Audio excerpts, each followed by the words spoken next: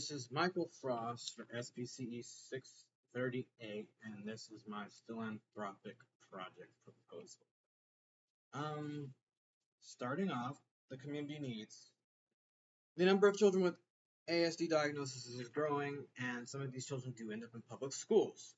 The amount of families that report issues with their special needs children in public schools is 3 out of 4, so 75%. Based on the data collected, we believe that offering professional ABA services in school would benefit many of these families. We would also like to offer a support group that will offer ABA-based services and moral and therapeutic support to these families. So, as far as needs, there are several needs that ABA services would assist in, including school-based services, trained staff that understand these students and how to manage behaviors, and support and resources for families with these children. Um, we would also train skills for emotional regulation, decrease disruptive behaviors in class, train families to implement cool down strategies and build language, as well as training professionals to implement these procedures, and also reward positive behaviors and build skills while managing behavior. So, the program. The first step would be to work with school districts to place ABA trained professionals in schools or as consultants, meaning they wouldn't be in the schools, but they would be able to be consulted with should any issues come up with the students in the schools. The third thing would be to advocate for students when they are having trouble in the schools and offer support and training for the staff or family if this continues to be an issue. Finally, we would continue to train and advocate, host meetings, events to integrate special needs students into the community. This would include having peer um, group group um,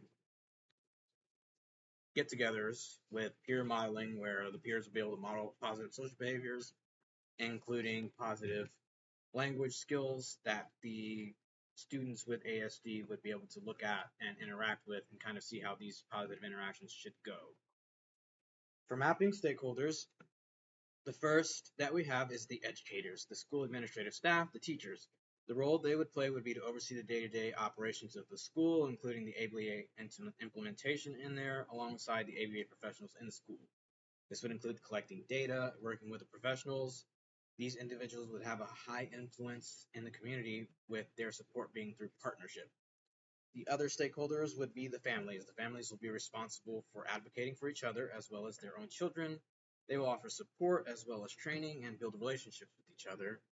They will ideally have the highest influence in the community, with their support being through partnership and provision.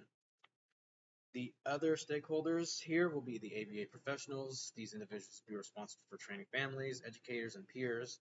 They will also go into schools to ensure the clients are benefiting from the education services.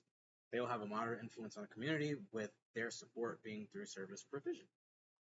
These individuals will be supported by approaching them with the plan and laying the steps out along with the benefits. This includes sharing data with them and introducing them to other participants. So for our sources of funding, we do have 3 different grants, as well as one that grants through education for building projects based on proposals given to them. The first is Lavish Green, which funds through grants. In Bloom Autism would fund through grants. Apprenticeship USA funds through grants. And then we would also use crowdfunding and fundraisers, where the families and associates can crowdfund and garner more funds. Texas Higher Education Coordinating Board would be a good resource for gaining funds, due to them accepting projects once a year based on proposals that show what this money would be used for and who would be benefiting from it. Of all the programs listed, crowdfunding and fundraising would generate the most funds and are not limited to one family. Lavish Green, Bloom, and Apprenticeship USA usually provide funds to one family at a time, but we would have these resources available for the families that will be participating to be able to go and get grants to have their children in services, but we would also fundraise for the specific program.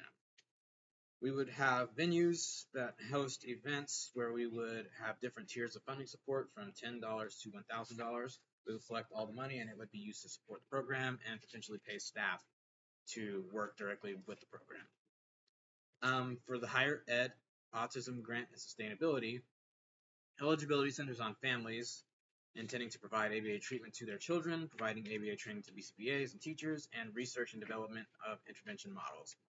The application process involves their website, and it opens every year around March. If you meet these eligibilities, your proposal is taken into consideration, and you can receive funds.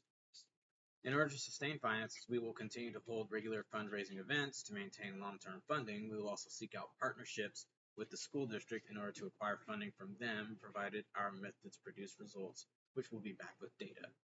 As for the timeline, with the first month, we will begin contacting families and sending out our surveys to document who is in need of services, who is satisfied with their child's services, and begin assessing which schools are willing to or are interested in working with us. Around 3 months, we will have collected all the surveys and we'll begin follow-up with all of the families who took the survey and inquire if they are interested in joining a coalition of families acting in support and advocacy of one another. This would be sent to both the families that are satisfied with the school and are not. That way, the ones that aren't satisfied with the schools can kind of act as a support, as well as offering advice and knowledge to the ones who are not satisfied with their school's services. At 6 months, we will begin fundraising and finalizing memberships and scouting ABA professionals who are interested in joining. At 8 months, we will begin to hire the professionals and send them into the schools and begin training them around this time in ABA techniques.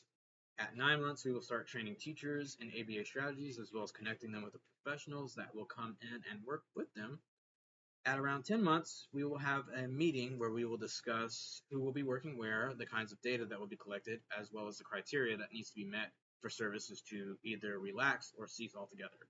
At 12 months, students will begin going into the schools and receiving the support they need. The specific programs for them will be run and tailored to fit their needs based on data. At this time, we will schedule regular meetings with the families, and this will be the time when we will begin to have regular peer play sessions set up with the families and interested parties from the schools. Delays. Some problems such as hiring issues and familial disinterest could lead to delays. If needed, we can always have more than one student to an aid with relaxed criteria for taking data based on the behaviors that we are seeing or the programs that are being run. The children won't need to be put in as much effort as they would if they were in one-on-one. With funding, if there isn't enough, then the families who are most in need of services will be the ones that receive them, with others acting as support for those who can't have them yet. And we can always, again, have more than one professional per student, with maybe the clients that are in need of more support having that support in clinic rather than in school, so they have less time in classroom than they would in a clinic where they receive direct autism services. Monitoring. The way to monitor is to interpret the data, make adjustments as the students make progress. When the students are not making progress, we can adjust by having them spend more time receiving direct therapy in clinic with fewer days in the classroom. This can also be done in the event that students progress permits less direct ABA and more classroom time. We will also continue to monitor the family satisfaction with the program in schools. The same will be done for the schools, and we will have satisfaction surveys that are sent out to see if there's anything we need to adjust or any changes we need to make.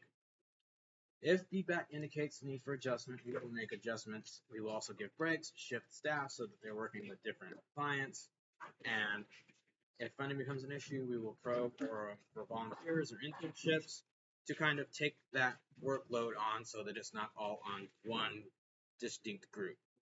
Any issues that come up will be addressed in the monthly meeting. Immediately needed, we can just address right then and there, have emergency meetings, and any adjustments needed will be implemented upon the families being informed. Thank you for listening.